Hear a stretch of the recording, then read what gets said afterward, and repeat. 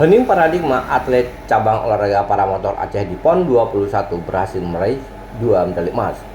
Medali emas pertama diperoleh di kelas solo ekonomi FL di stand putra dan medali emas kedua dari kelas ekonomi well lounge.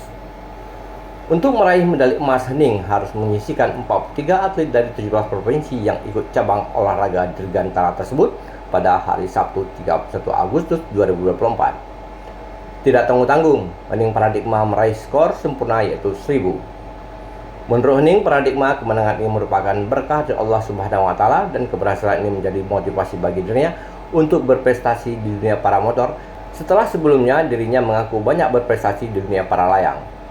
Menurut Hening Paradigma, ke depan dirinya akan ikut mengejar event-event yang bisa mencapai kancah internasional, yaitu SEA Games yang paling dekat waktunya. Sementara itu, medali perak dan perunggu disabet oleh atlet paramotor dari Sumatera Barat.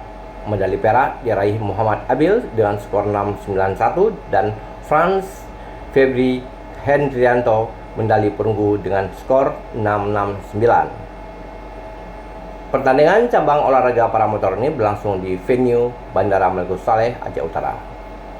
Dari Kabupaten Aceh Utara, Denny Mutadi melaporkan untuk Puja TV Aceh.